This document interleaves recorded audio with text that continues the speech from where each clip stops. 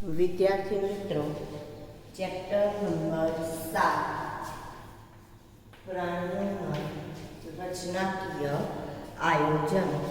હવે એની અંદર આપણે વાત કરીશું ચેતાપેશીની.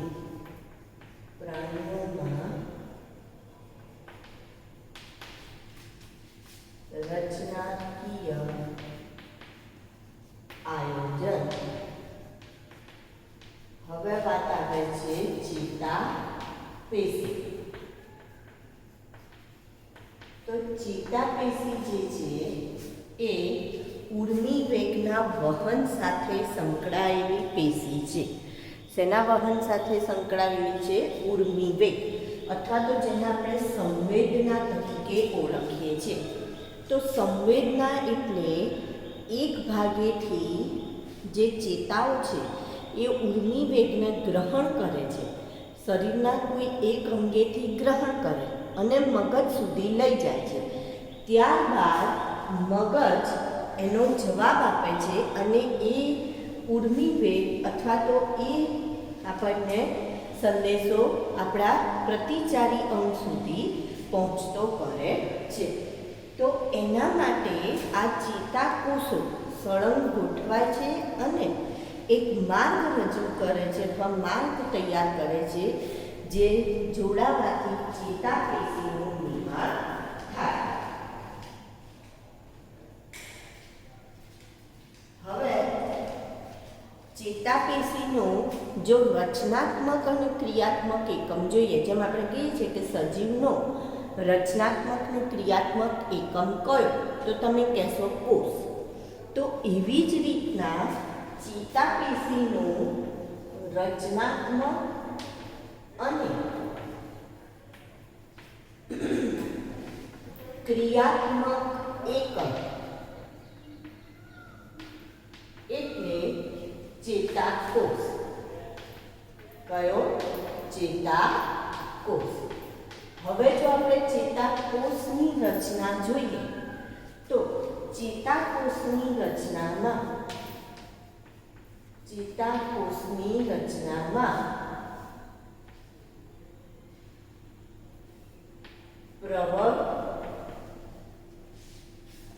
પ્રવર્ત આવેલા હોય અને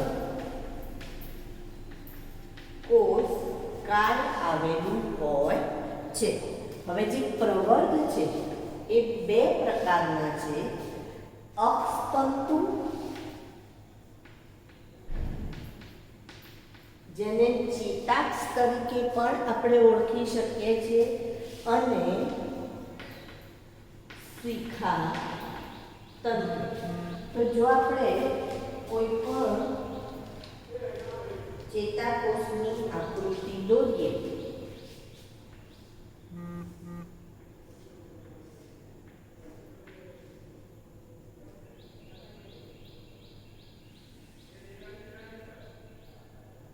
તો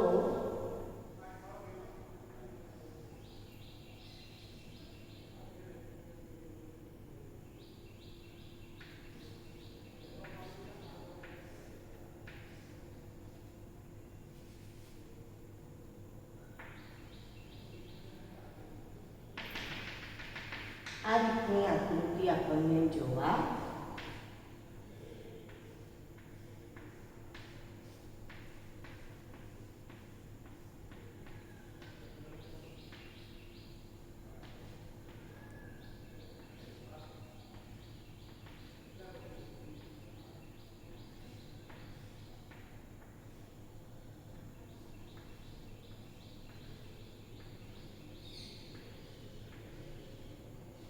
મળશે. બરાબર? આ રીતનો ચેતાકોષ આપણને જોવા મળશે.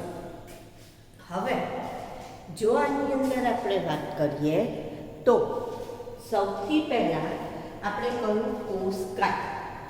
તો આ જે ભાગ છે એ એનો શીર્ષનો ભાગ, એને કોષકાય તરીકે ઓળખવામાં આવે છે. શેના તરીકે ઓળખીશું? કોષકાય. જે કોષ કેન્દ્ર ધરાવે છે, આ છે કોષ કેન્દ્ર, અને એની આજુબાજુ કોષ રસ છે જે કણિકા સ્વરૂપે છે, જેને નિઝલની કણિકાઓ તરીકે ઓળખવામાં આવે. નિઝલની કણિકા. તો કોષકાય શું ધરાવે છે? કોષ કેન્દ્ર અને નિઝલની કણિકા. હવે જો પ્રવર્ધની વાત કરીએ તો અક્ષતંતુ અને શિખાતંતુ. તો આ જે છે એ અક્ષતંતુ છે અને અહીંયા શિખા એટલે ટોચ, શિખા એટલે ચોટી. તો આ જે છે એ ચોટી ટોચ ઉપર છે એટલે એને આપણે શિખાતંતુ તરીકે ઓળખીએ છીએ. હવે તમે આકૃતિમાં જોઈ શિખાતંતુ અને અક્ષતંતુ વચ્ચેનો તફાવત આપી શકો. શિખાતંતુ એકથી વધારે છે, જો 1 2 3 4 5, જ્યારે અક્ષતંતુ એક જ હોય છે. અક્ષતંતુ એક જ હોય છે, શિખાતંતુ એકથી વધારે હોય છે. બીજું, અક્ષતંતુ લાંબો છે, શિખાતંતુ કેવા છે? ટૂંકા હોય છે. બરાબર? સારું. હવે જો આમાં આગળ રચના આપણે જોવી હોય તો એવું કહે છે કે અક્ષતંતુમાંથી ઉર્મિવેગ આજુબાજુ પ્રસરી ન જાય એ માટે એની આજુબાજુ પ્રોટીન અને ચરબીનું આવરણ હોય છે. જેમ આપણી સ્કૂલ હોય તો સ્કૂલમાં બાઉન્ડ્રી બનાવેલી હોય, વોલ બનાવેલી હોય કે છોકરાઓ બહાર જતા ના રહે. તો એવી જ રીતના અહીંયા જે ઉર્મિવેગ છે એ આજુબાજુ પ્રસરી ન જાય એ માટે પ્રોટીન અને ચરબીનું આ આવરણ છે, જેને મજ્જાપડ તરીકે ઓળખાય. શેના તરીકે ઓળખાય? મજ્જાપડ. હવે જે ચેતાકોષમાં આ મજ્જાપડ સળંગ હોય એને મજ્જિત ચેતાતંતુ, અને જેમાં આ મજ્જાપડ તૂટક હોય એટલે પાતળું પાતળું એકદમ આમ તૂટક હોય આવી રીતના,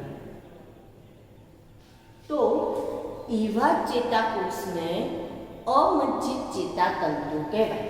જે ચેતાકોષમાં મજ્જાપડ સળંગ હોય એને મજ્જિત ચેતાકોષ અથવા ચેતાતંતુ, અને જેમાં મજ્જાપડ સળંગ ના હોય પણ પાતળું તૂટક હોય એને અમજ્જિત ચેતાકોષ કહેવાય. હવે અહીંયા આપણે જોઈએ તો આ જે ભાગ બને છે એને સ્વનનો કોષ કહેવાય. શું કહેવાય? સ્વનનો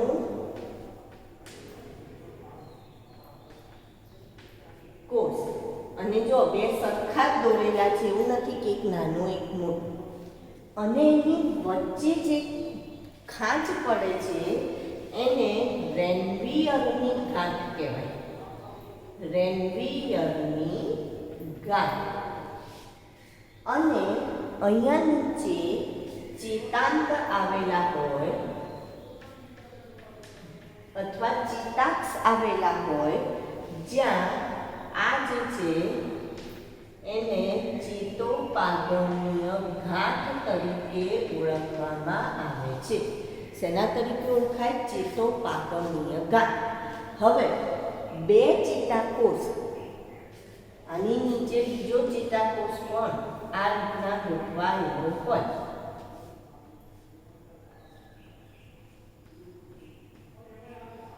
બરાબર? તો બે ચેતાકોષ સીધું જોડાણ ધરાવતા નથી. આ રીતના સીધું જોડાણ નથી, પણ તેમની વચ્ચે અવકાશ છે, જગ્યા છે. જો આનો અને આની વચ્ચે જગ્યા છે, તો એ જે બે ચેતાકોષ સીધું જોડાણ ધરાવતા નથી, તેમની વચ્ચે અવકાશ છે અથવા તો જગ્યા છે, જેને ચેતોપાગમ કહેવાય. તો બે ચેતાકોષ વચ્ચેનો જે અવકાશ છે, આ અવકાશ એને આપણે શેના તરીકે ઓળખીએ છીએ? ચેતોપાગમ તરીકે ઓળખવામાં આવે છે. તો આ કોની રચના થઈ? ચેતાપેશી. જો ચેતાપેશીની રચનામાં આપણે પહેલાં કહીશું કે રચનાત્મક અને ક્રિયાત્મક એકમને ચેતાકોષ કહેવાય. ચેતાકોષની રચનામાં પ્રવર્ત, કોષકાય, પ્રવર્તમાં અક્ષતંતુ, શિખાતંતુ. હવે એ કોષકાય શું ધરાવે છે? કોષકાય કોષ કેન્દ્ર અને કોષ રસ ધરાવે છે. પછી બી પ્રવર્ત. તો બંને વચ્ચે શું આપવાનું છે? તફાવત. અક્ષતંતુ, શિખાતંતુ. અક્ષતંતુ કેવો હોય? લાંબો. આ કેવા હોય?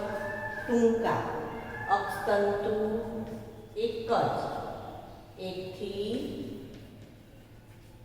વધુ હોય છે. બરાબર. પછી સીધું ચેતોપાગમ વિશે લખવાનું છે કે બે ચેતાકોષ વચ્ચે સીધું જોડાણ હોતું નથી, પરંતુ જગ્યા હોય છે જેને શેના તરીકે ઓળખાય છે? ચેતોપાગમ તરીકે ઓળખાય છે. આટલું લખાઈ ગયું? સારું. પછી આટલું લખ્યા પછી હવે આપણે વાત કરીએ. અહીંયા જુઓ, સંવેદનાનું વહન કઈ રીતના થશે? તો કોઈ પણ ઉર્મિવેગ, સંવેદનાને ઉર્મિવેગ શબ્દ વાપરે છે. ધારો કે તમને ટાંકણી વાગી તો એ સંદેશો મગજ સુધી જ્યારે પહોંચે તો એને ઉર્મિવેગ તરીકે ઓળખાય. તો ઉર્મિવેગ કોણ ગ્રહણ કરશે? તો સૌથી પહેલાં શિખાતંતુ ગ્રહણ કરશે. ત્યાંથી એ ક્યાં મોકલશે? કોષકાયમાં. કોષકાયમાં જે કોષ કેન્દ્ર છે ત્યાંથી એનું નિયમન થઈને આગળ જશે અક્ષતંતુ. અક્ષતંતુથી અહીંયા આ ચેતોપાગમની ગાંઠ સુધી આવશે અને ત્યાંથી એક કૂદકો મારી બીજા જે પેલું ચેતોપાગમ છે ત્યાં થઈ બીજા ચેતાકોષ સુધી જાય છે. બીજા ચેતાકોષથી ત્રીજા, એમ કરતાં કરતાં મગજ સુધી ઉર્મિવેગનું વહન થશે. હવે આ જે ચેતોપાગમવાળી જગ્યા છે ત્યાં એ જગ્યા ખાલી નથી, પણ ત્યાં રસાયણ આવેલું છે જેને ચૈત રસાયણ તરીકે ઓળખાય. શેના તરીકે ઓળખાય? ચૈત રસાયણ અથવા તો ચેતાપ્રેષક દ્રવ્ય કહેવાય. ચેતાપ્રેષક દ્રવ્ય તરીકે ઓળખાય અથવા તો એને ઇંગ્લિશમાં ન્યુરોટ્રાન્સમીટર્સ તરીકે ઓળખાય છે, જેનું ઉદાહરણ છે એસિટાઇલકોલાઇન. ઉદાહરણ કયું છે? એસિટાઇલકોલાઇન નામનો અંતઃસ્ત્રાવ.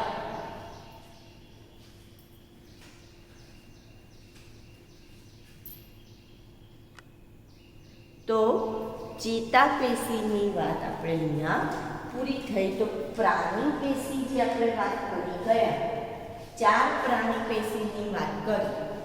અધિચ્છદ પેશી, જેમાં 2 પ્રકાર બતાતા, સરળ અને સ્ત્રુત અધિચ્છદ. સરળમાં લાદીસમ, ઘનાકાર, સ્તંભાકાર અને પક્ષમલ અધિચ્છદ. એ પછી આપણે સંયોજક પેશીની વાત કરી. તો સંયોજક પેશીમાં 3 પ્રકાર હતા: સઘન સંયોજક, શિથિલ અને વિશિષ્ટ. સઘનમાં નિયમિત, અનિયમિત. શિથિલમાં તંતુઘટક અને મેદપૂર્ણ. વિશિષ્ટમાં આપણે વાત કરી. કઈ વિશિષ્ટ આવશે? તો વિશિષ્ટમાં આપણે જોયું રુધિર, કાસ્થિ અને અસ્થિ.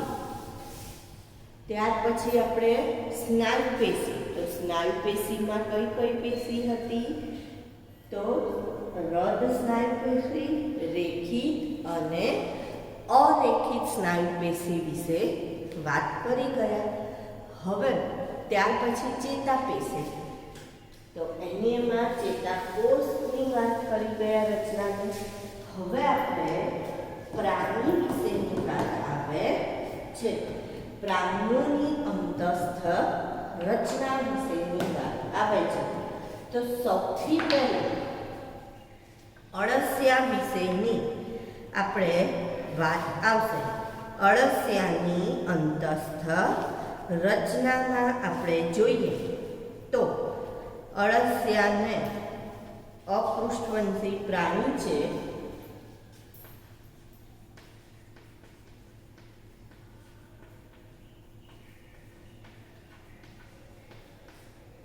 અળસિયું કેવું પ્રાણી છે?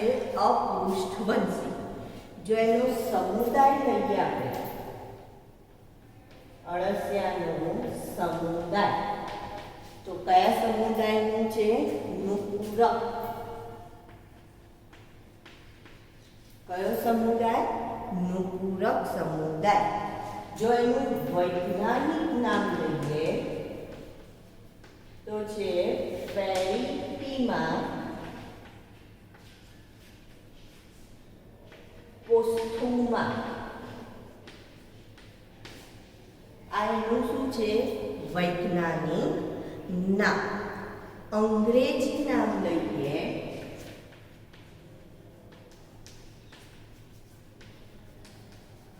તો અર્થવોર્મ.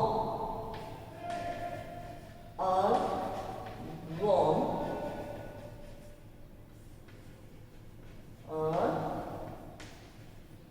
વોર્મ તરીકે ઓળખવામાં આવે છે. અને ભારતીય અળસિયા, ભારતમાં કયા પ્રકારના અળસિયા જોવા મળે છે?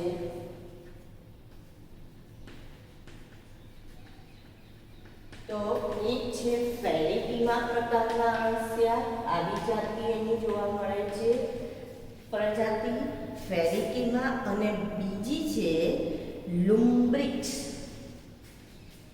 લુમ્બ્રિક્સ, પેરિટીમા અને લુમ્બ્રિક્સ. આ ભારતીય અળસિયા આપણને જોવા મળે છે. હવે આપણે પહેલું બાહ્યાકાર વિદ્યાલય. આમાં કશું બીજું સમજાવવાનું ના હોય તમને, બરાબર? જ્યાં સમજાવવાનું આવે ત્યાં આપણે વાત કરીશું. તો બાહ્યાકાર વિદ્યાના રંગ, તમે અળસિયું જોયું છે ખરા? તો એનો રંગ છે લાલાશ પડતો અથવા કથ્થઈ જેવો ઘેરો રંગ. લાલાશ પડતો કથ્થઈ. કેવો? લાલાશ પડતો કથ્થઈ. એનો શું છે? રંગ છે. રહેઠાણ ક્યાં રહેતું હોય? તો માટીમાં. ખેડૂતોના એને શું કહેવાય છે? મિત્ર કહેવાય. કેમ? કારણ કે શું કરે? તો માટીને ખોરાક તરીકે ખાય છે. અને જ્યારે માટીને ખોરાક તરીકે ખાય એટલે એ જગ્યાને કેવી કરી દે? પોચી કરી દે. અળસિયાનું પગેરું જોવું હોય ને કે ભાઈ આ માટીમાં અળસિયા છે કે નહીં, તો એ કેવી રીતના ખબર પડે? તો એ માટી કાણા કાણા કાણાવાળી દેખાશે. આમ અને એક જગ્યાએ ઢગલો હોય એની બાજુમાં કાણું, બીજી જગ્યાએ ઢગલો બાજુમાં કાણું. તો એના ઉપરથી સમજી જવાનું કે આ જગ્યાએ તમને અળસિયા, ઢગલો એટલે બહુ મોટો ઢગલો ના હોય, નાના નાની ઢગલીઓ હોય માટીની અને એની બાજુમાં કાણું હોય. તો એનો મતલબ અળસિયા જે છે એનો ખોરાક શું થયો? તો કે ભીનાશવાળી, એનું રહેઠાણ શું થયું? ભીનાશવાળી જમીનના ઉપલા સ્તરમાં. ભીનાશવાળી જમીનના ઉપલા સ્તરમાં, દરમાં.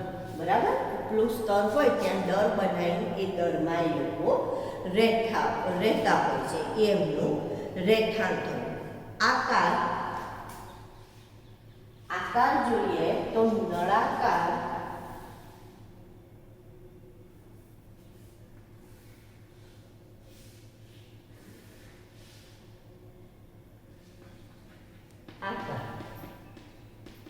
તો એમનું શરીર કેવું હોય? નળાકાર હોય, લાંબુ પાતળું હોય અને ખંડ ધરાવતા હોય છે.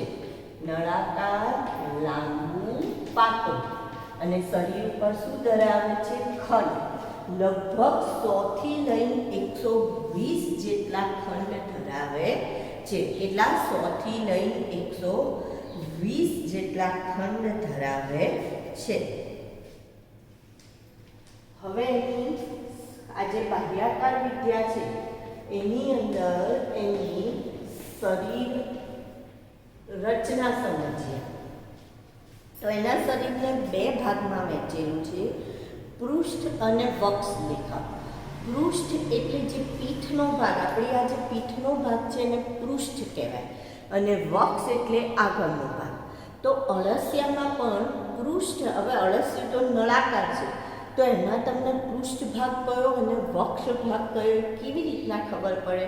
તો એનો જે વક્ષ ભાગ છે ત્યાં જનન છિદ્ર આવેલા હોય, 2 છિદ્ર તમને જોવા મળશે, જનન છિદ્ર. જ્યારે એનો જે પૃષ્ઠ ભાગ છે ત્યાં એ તમને જ્યારે અળસિયું હાથમાં આપવામાં આવે ત્યારે તમે અળસિયાને પહેલું તો જો એનું ડિસેક્શન કરવાનું હોય તો સૌથી પહેલાં અળસિયાને પકડી એના ઉપરથી જે ક્યુટિકલનું આવરણ હોય એ કાઢી લેવાનું આવે છે. એટલે આમાં એને તમે કરો એટલે ઉપરથી એની સ્કિન જેવું ક્યુટિકલ નીકળી જશે. પછી પૃષ્ઠ ભાગ કયો અને વક્ષ ભાગ કયો? તો પૃષ્ઠ ભાગે એક છેડેથી શરૂ કરી, એનો જે શરીરનો એક છેડો હોય ત્યાંથી શરૂ કરી બીજા છેડા સુધી, અંતિમ છેડા સુધી એક રુધિર વાહિની, જાડી રુધિર વાહિની, જેને પૃષ્ઠ રુધિર વાહિની કહેવાય, એ આપણને જોવા મળે છે. તો શરીર રચનામાં જોઈએ તો શરીરને કેટલા ભાગમાં વહેંચેલું છે? 2. કયા 2 ભાગ છે? તો કે પૃષ્ઠ દેખાવ અને વક્ષ દેખાવ.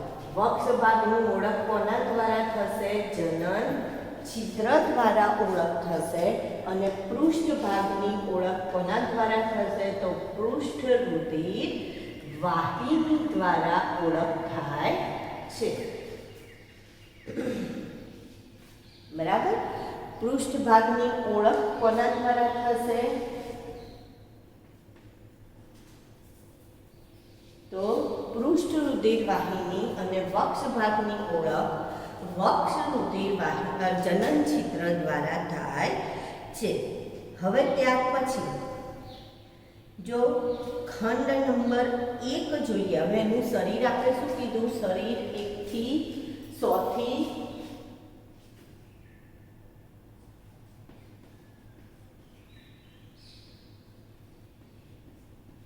120 ખંડનું બનેલું. બરાબર? આટલા ખંડનું બનેલું હોય છે, એટલા ખંડ ધરાવે છે. હવે જો તમે એને કાપો તો આ દરેક ખંડ આંતરિક રીતે એટલે અંદરની તરફ પણ દેખવા મળશે, પણ દરેક ખંડ એકબીજાથી એક પડદા દ્વારા છૂટો પડશે. જો એનું ડિસેક્શન કરીએ આપણે, અળસિયું હોય અને એને તમે ડિસેક્શન કરો તો એની અંદર તમને જ્યારે ચીરો તો આવી રીતના એક વિટપ જોવા મળશે, પડદું, જેને આંતરખંડીય વિટપ તરીકે ઓળખવામાં આવે છે. શેના તરીકે ઓળખીશું આપણે? આંતરખંડીય વિટપ, જે પ્રથમ 4 ખંડમાં નથી. પહેલા જે 4 ખંડ છે એમાં નથી, બાકીના બધા જ ખંડમાં આવા આંતરખંડીય વિટપ જોવા મળશે. વિટપ એટલે પડદો જોવા મળશે.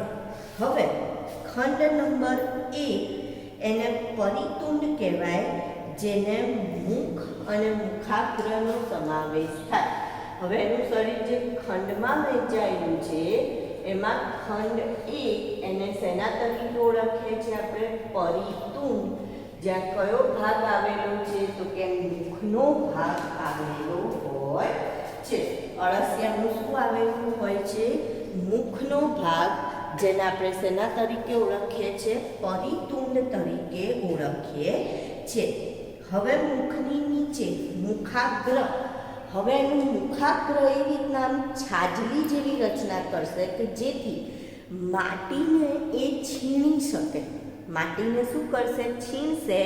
એ જે છાજલી જેવી રચના છે એ માટીને છીણશે અને છીણી એ શું કરશે તો કે માટીનો ખોરાક તરીકે ઉપયોગ કરી શકે છે.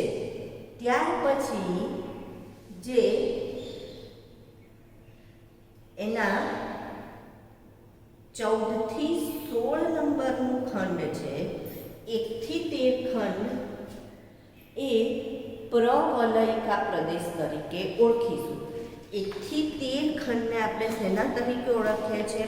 પ્રવલયિકા પ્રદેશ.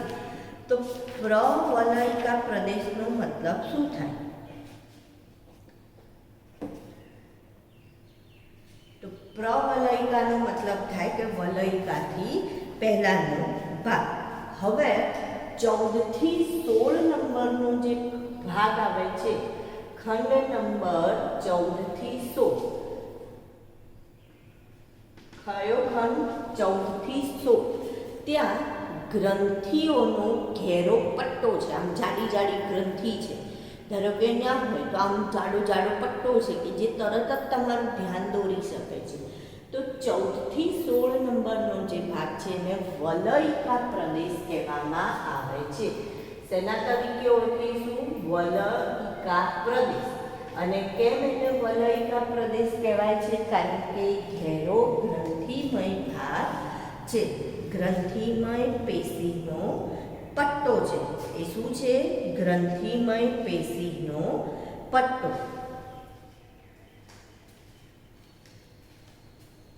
ગ્રંથિમય પેશી નો પટ્ટો. બરાબર. તો જો 14 થી આગળના જે ખંડ છે એટલે કે 1 થી 13 ખંડ એને પૂર્વ વલયિકા, પછી વલયિકા, અને 16 પછીના જેટલા પણ ખંડ છે એને શું કહીશું આપણે? પશ્ચિમ વલયિકા પ્રદેશ તરીકે ઓળખી શકાય. 17 પછીના જેટલા પણ ખંડ છે એને શું કહેવાય? પશ્ચિમ વલયિકા પ્રદેશ. ત્યાર પછી ખંડ નંબર 5 થી 9. ખંડ નંબર 5 થી 9 જે છે જેમાં આંતરખંડીય, જો 1 થી 4 માં તો આંતરખંડીય વિટપ હતું ને, અહીંયા આંતરખંડીય જે વિટપ છે અથવા ખાંચ છે એમાં 4 જોડ શુક્ર સંગ્રહાશયના છિદ્ર. આંતરખંડીય ખાંચમાં શું આવેલું છે? 4 જોડ શુક્ર સંગ્રહાશય છિદ્ર આવેલા છે. શું આવેલું છે? શુક્ર સંગ્રહાશય છિદ્ર. કેટલા છે? 4 જોડ. હવે નામ ઉપરથી ખબર પડે શુક્ર સંગ્રહાશય, એનો મતલબ એ લોકો શું કરતા હશે? શુક્રકોષોનો સંગ્રહ કરે છે. તો 5 થી 9 માં શુક્ર સંગ્રહાશય છિદ્ર. 14ની મધ્યવક્ષ રેખાએ માદા જનન છિદ્ર. ખંડ નંબર 14 મધ્ય વક્ષ રેખાએ શું આવેલું છે? માદા જનન છિદ્ર. એક જ હોય છે. કેટલું છે? 1. જે ખાલી માત્ર કયા ખંડમાં આવેલું છે? 14મા ખંડમાં. 18મો ખંડ જે છે એમાં વક્ષ પાર્શ્વ બાજુએ 1 જોડ નર જનન છિદ્ર. ખંડ નંબર 18 વક્ષ અને પાર્શ્વ. પાર્શ્વ એટલે 2 બાજુ. બરાબર. પાર્શ્વ બાજુએ તો 2 બાજુએ હોય. વક્ષ બાજુએ છે અને 2 તરફ. એનો મતલબ કેટલા? 2. એટલે કે 1 જોડ શું આવેલું હોય છે? તો નર જનન છિદ્ર આવેલું હોય છે. શું આવેલું છે? નર જનન છિદ્ર. ચલો હવે અહીંયા બે વચ્ચે તફાવત આપો તો માદા જનન છિદ્ર અને નર જનન છિદ્ર. અળસિયાનું માદા જનન છિદ્ર અને અળસિયાનું નર જનન છિદ્ર. જો તો આપણે તફાવત આપવો હોય તો શું તફાવત આપી શકીએ? તો સૌથી પહેલાં માદા જનન છિદ્ર જો આપણે કહીએ તો એ શું આપણે કયા ખંડમાં છે? તો કે ખંડ નંબર 14. ખંડ નંબર 14 અને માં માદા જનન છિદ્ર છે.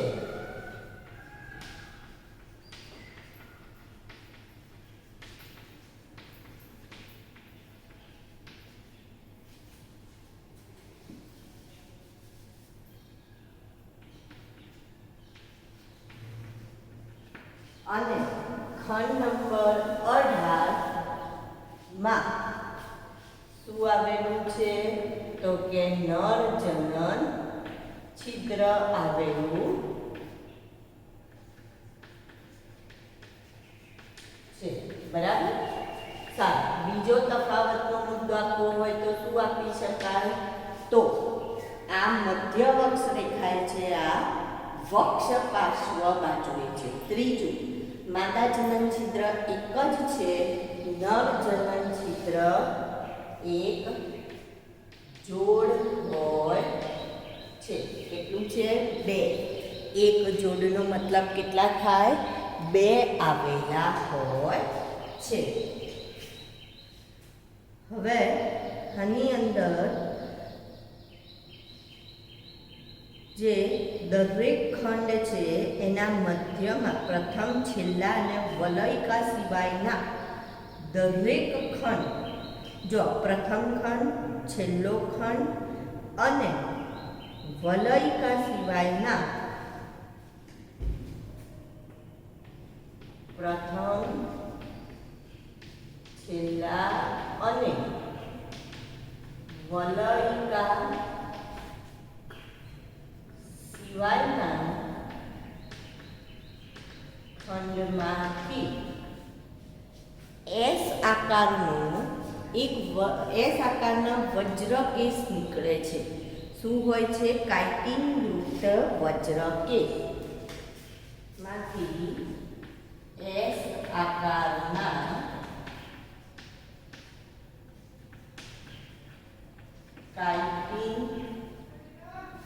એસ આકારના કાઇટિનયુક્ત વજ્રકેશ જેને શેમાં મદદ કરે છે? પ્રચલનમાં, ચાલવા માટે મદદ કરે અળસિયાને. પ્રથમ ખંડ, છેલ્લો ખંડ અને જે 14, 15, 16માં વલયિકા છે એ સિવાયના જે ભાગ છે એ બધા જ ખંડમાં એસ આકારના કાઇટિનના બનેલા વજ્રકેશ આવેલા હોય છે, જે અધિચ્છદીય ગર્તમાં કૂપેલા છે. શેમાં કૂપેલા છે? અધિચ્છદમાં કૂપેલા છે.